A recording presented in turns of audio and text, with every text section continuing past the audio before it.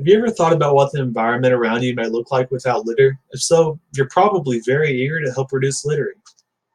Have you ever tossed a piece of trash on the ground without really thinking of it? Most of us probably have. Although we don't think much about what we're doing, it really has a huge impact on the environment around us. You may think, oh, it's just a tiny piece of trash. Will it really matter if I leave it here? Although you may think it doesn't, it really does.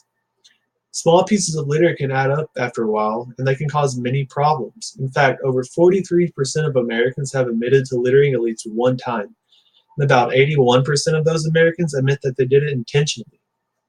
Studies show that not only does littering negatively affect the environment, but it also has effects on our moods and feelings.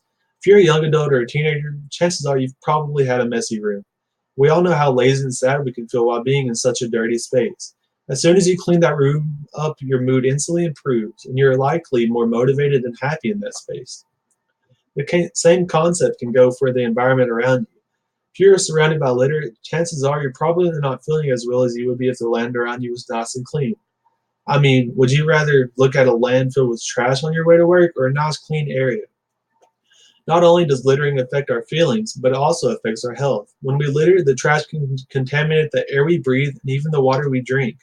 When you pollute the environment with garbage, you may be causing many illnesses such as respiratory allergies, cholera, or even stomach pain and vomiting to other people. I don't know about you, but I would rather not get sick from a piece of trash thrown out of a window.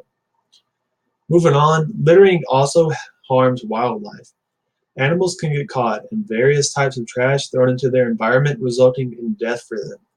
Did you know that over 9 billion tons of trash is dumped into the ocean every year? Imagine how many fish and other sea creatures get harmed by all of that garbage. An estimated 1 million birds and 100,000 marine creatures die each year when they become trapped in plastic or when they try to consume it. Think about this. There's more plastic in the ocean than fish. Let that sink in. You may be asking, how can we stop this littering?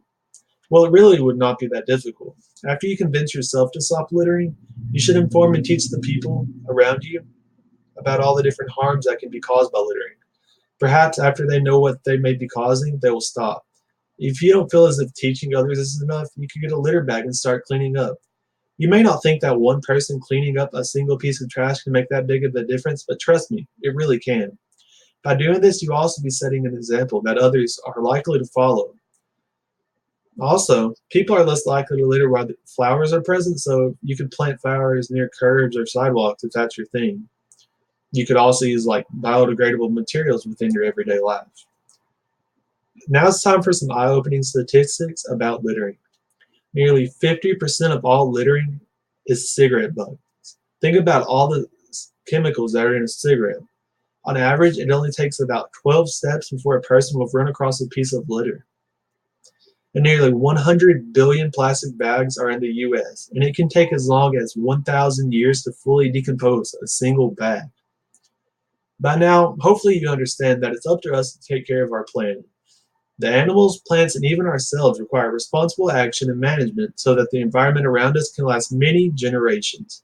Just remember, it only takes one person to start a change, and that person could easily be you.